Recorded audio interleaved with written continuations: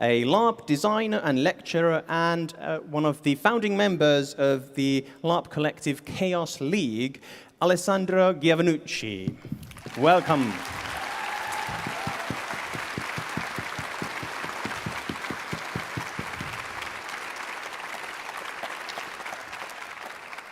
So once again, thank you both for being here. It is excellent to have such well-accredited visitors to our little northern convention here in Finland. Is this possibly your first time in Finland? Yes, this is my first time in Finland. I'm very excited. I've already been shown around the city. I've had reindeer meat. It's been great so far. Excellent. How about Alessandro? This is the plot twist of the evening. It's my third time in Finland in the last 3 months. Never been there before. I need an excuse to come back in 2 months. I think that can probably be arranged. Any LARP organizers here? You can invite Alessandro.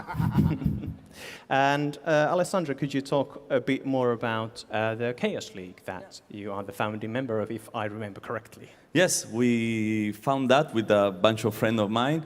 We were very, very young. I was 12. The older one were 15. And I come from a very nice town in Italy. This is the Italy map, very easy. This is Rome. This is my hometown. There is nothing to do. In the 90s, it was very known for a lot of heroin drug dealing. So we had two choices, go into drugs or into LARP. We choose the most addictive, where you spend more money, so of course, LARP. And we never stopped since then. And we also like a lot the fact that through LARP you can, and role playing, you can meet different people and get everyone together. And I think it's the best antidote to the capitalism and fascism, basically. Okay. So it's a way to get together.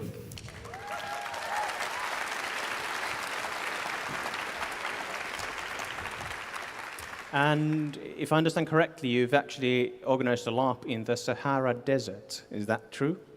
Is that true? I will be very, very short. We visited that first time I was 14, and when you are a LARPer, you visit a cool location and say, yeah, we should do a LARP in it.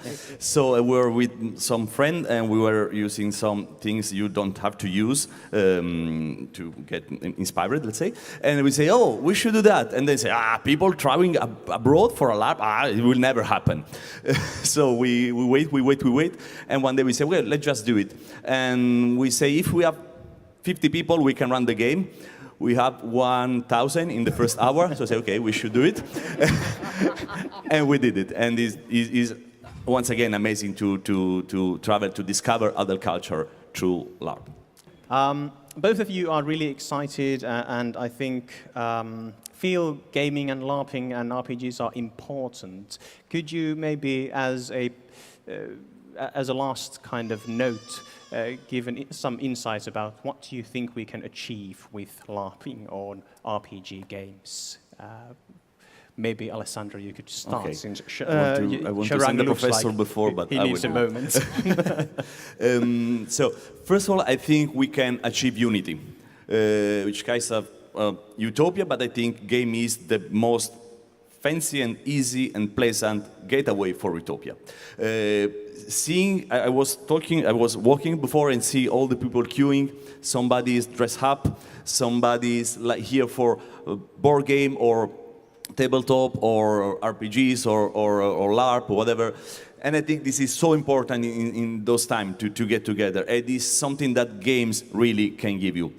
Plato say you learn more about someone in 1 hour of playing than in 1 year of conversation. And I think it's very true. So first of all, thank you for all the organizers, for all the people to be there, because this amazing fantasy island that we'll live for this weekend is amazing because it's everybody's commitment. So it's really an emergent situation. So thank you very much. I think this is the most important thing that game can create, because united we stand, and this is true. Thank you. Thank you very much. Thank you. Thank you. Thank you.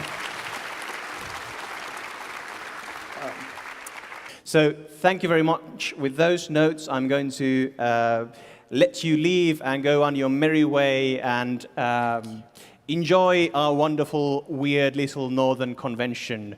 And on Sunday, I'll ask you more about it. Thank you very much. Give a round of applause for our guests of honor, Alessandro Giovannucci and Shrang Biswas.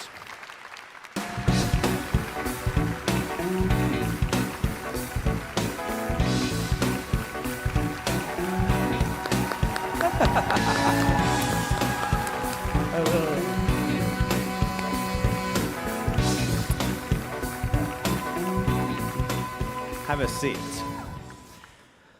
Thank you very much for giving us your time, because as you know, Ropecon has a limited amount of hours, and I know yours are probably dear at this point. How has the last 24 hours of Ropecon been for you? Amazing. Really, really a lot of good stuff going on. I like the spirit. I like the mood and the organization and everyone who is attending. I will give you a small secret, it's just you and me. Like, there is no 100 people over there. So yesterday night, at 3, instead of going to my room, I say, I wanted to go a tour around. I was too excited.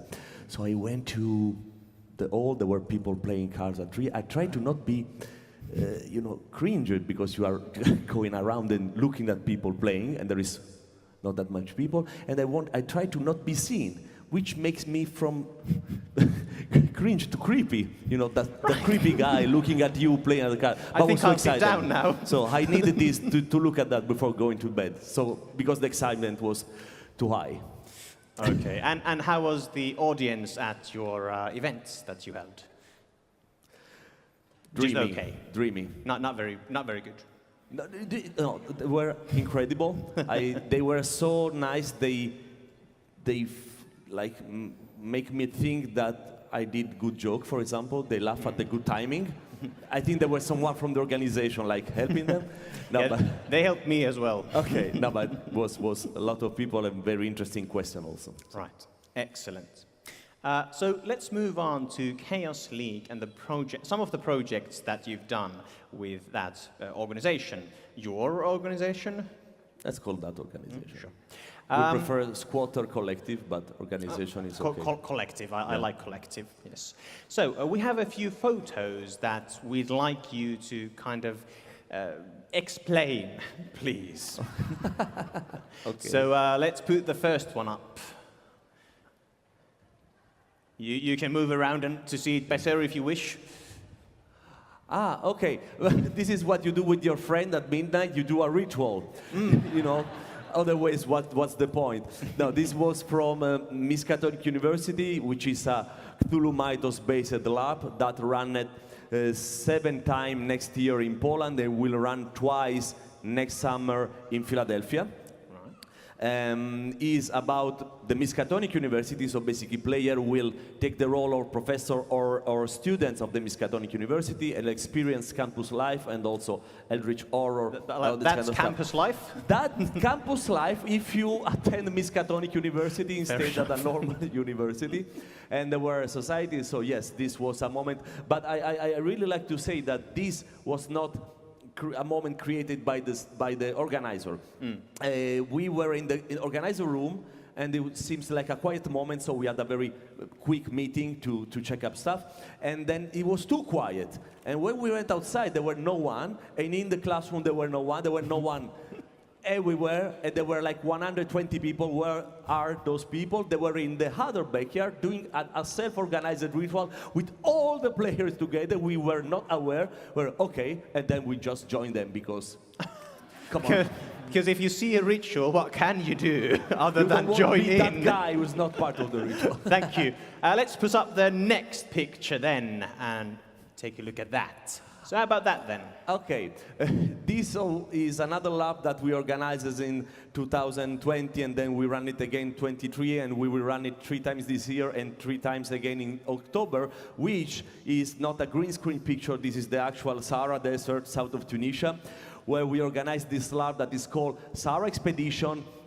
Is Cthulhu Mythos based, and basically it's for 100 players. We go actually into the Sahara Desert, we camp there because players are part of an archaeological expedition 1934, and of course, strange stuff happened, as you can imagine, but was a dream for us, so we meant to organize this lab with 100 players, 25 people of crew, and 22 camels. That's usually not on my shopping list for a LARP, 22 camels. That looks absolutely amazing, and I wish I could have been there. But you did mention yesterday when we spoke on stage that you have actually quite recently been in Finland before, well, Ropecon. Could you maybe talk a bit about that? Yes, let's say I was not exactly me. I was an alcohol addict commander of a spaceship. The lab was Odysseus, so thank you again for all the organizers and the co-players that helped me through this very, very cool LARP. And yes, I was supposed to come to Finland in 2020. There was something happened, as you know. So I never visit Finland so far. It is 3 times this year. Yeah. And the second time was for Odysseus. And so it was this amazing lab that you know that take part in this school that was completely transformed in a spaceship. You really have the feeling of being there. And how was your LARP? What was the experience like? It's very cultural different. I can say, I don't know if I'm allowed to say fun here. Let's say a lot of emotion. Right. Type 2 fun at a high level. Type 2.3 fun, a bit more on the type Richter scale of fun. And so there were a lot of things to do, a lot of plot to follow, work to do, real scenery or machine to operate with, and a lot of emotion and relationship. People you like, your enemies, everything is around you supporting that. I will just say that I try to not go to a super sad ending. I tried to manage to do that before, so around 3 or 4, I did all the heartbreaking scene. I say, okay, I will have a slow landing, but then 2 of my friends commit suicide in the last 15 minutes. I end up crawling on the floor. Well, on that note, we do have a musical guest I think you might find interesting. Yeah. We have Helena Haaparanta coming to sing Through the Stars, a song that I think you might have some familiarity with. Yeah. Does it mean anything to you? Yeah. I can give you a suggestion how to listen to this song, whether you took part in the LARP or not. Imagine this song to be played while your destiny have been chosen and hard choices have been done. So you are here for the good of the humanity, for the survival of our own culture, and you are in the big room and the LARP is about to end. And then when you hear this song, at the end of the story, you hug your loved ones, and there is this amazing voice from outer space coming and helping you to go through the end of this sad, happy, dynamic, incredible story. Thank you. Let's please welcome on stage our guests of honor, Alessandro Giovannucci and Sharang Biswas.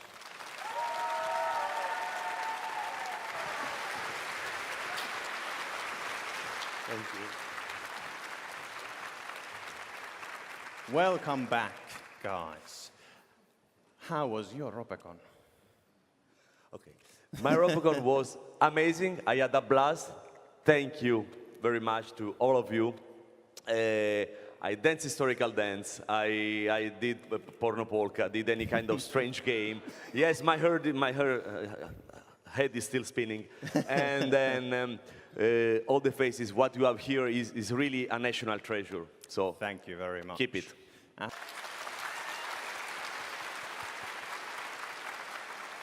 And Alessandro. What I will mainly remember is the discussion I had with some people that were all very deep and very interesting, or sometimes also very funny. But I think, yeah, so what we really, I had the idea, I mean, you know, you see people going around with a tail, and this kind of good stuff. So I had the idea to have been on a sort of fantasy island for a bit, and also I think what is hard to define, but I think the result was more than the sum of the part. This, je ne sais quoi, I don't know what, this is the spirit of what I have experienced so far in this weekend. Thank you.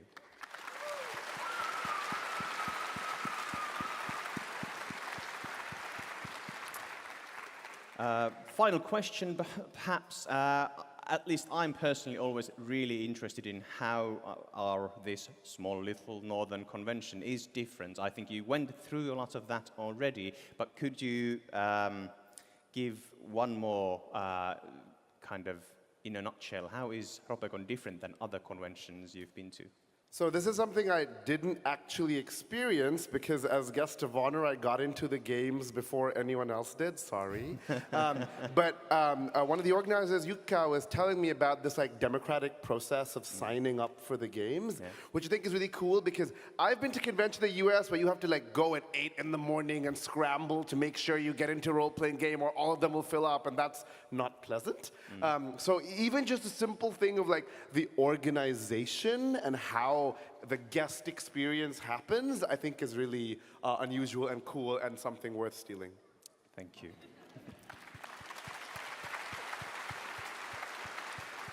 All good ideas are worth stealing. For me, was the sense of community. I mean, I've learned, I think, if I understood correctly, that of course there is a lot of organizer and volunteer involved, and every year, more or less, they change, or some of them change. So it means that in all this year, almost everyone who is interested in gaming, role-playing and stuff have been part of the crew or know better what it is. So I think this going back and forth and blur the boundaries between organizer and participant is really a key thing that is good for game convention, but also good for life in general, for a society. Thank you. I have had the pleasure of sharing a few conversations with both of you. I think you are both excellent, marvelous people, and it was an absolute pleasure to have you guys here. Let's give our guests of honor one more round of applause. Thank you. Thank you. And thank you for having us. Thank you. Thank you so much. Hopefully see you next time. See you.